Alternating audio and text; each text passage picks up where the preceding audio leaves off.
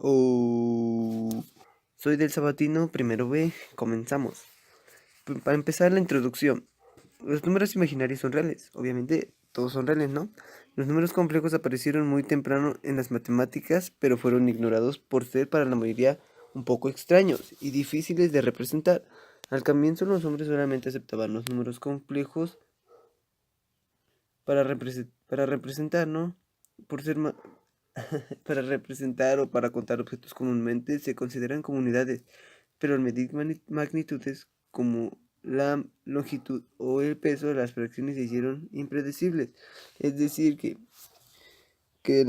más que nada al comienzo el número real no se aplicaba demasiado, pero al ver que ellos necesitaban calcular magnitudes, masas, tamaños, ¿no? Masas, volúmenes, empezaron a utilizar el número imaginario o solamente impredecibles, ¿no? ¿Dónde se aplican los números complejos? Los números complejos son la práctica, se pueden usar en el diseño de transformadores de potencial, máquinas sincrónicas y en el diseño de algunos sistemas de control. Se ocupan en física, señales electrónicas, facilitar el estudio de cargas, en la aerodinámica y en circuitos eléctricos. En física e ingeniería, los números complejos se utilizan para describir circuitos eléctricos y ondas electromagnéticas. En señales eléctricas es donde se emplean formatos de compresión, transmisión en banda ancha, amplificadores de señales, procesamiento digital de señales, transmisión eléctrica y centrales hidroeléctricas. Esto quiere decir que los números complejos abarcan en señales electrónicas para poder calcular el tamaño de compresión, pues el tamaño de corriente más que nada, y en señales hidroeléctricas, ¿no? En ese calculan el peso del voltaje.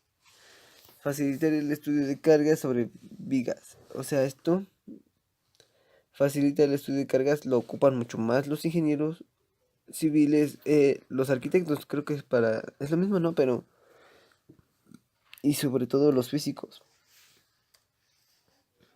La aerodinámica. La aerodinámica se aplica para poder calcular las velocidades o líneas de corrientes gracias a los números complejos, ¿no?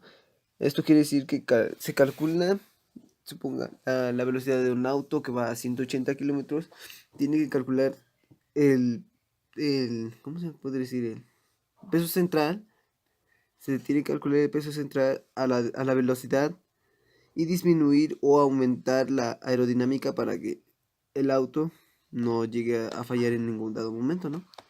O en los aviones también cuando despegan o ya se encuentran en el aire, también se llegan a aplicar los números complejos.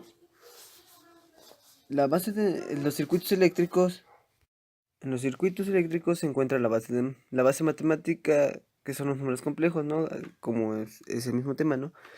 Se va a necesitar saber, bueno, es un ejemplo los amplificadores, filtros, motores, generadores de energía, líneas de transmisión de corriente eléctrica, circuitos de medición y control. Y todo se aplica en varias partes. En medicina, se utiliza para la espectrometría, en transmisión y recepción de señales electromagnéticas, radio, TV, celular, teléfono, etcétera, ¿no? Y para concluir, las operaciones son complejas. Bueno, pues más que nada, mi punto de vista es que, pues, luego de que usamos la aerodinámica para hallar la cantidad de velocidad de una corriente, también en los circuitos eléctricos ya su principal base son los números complejos.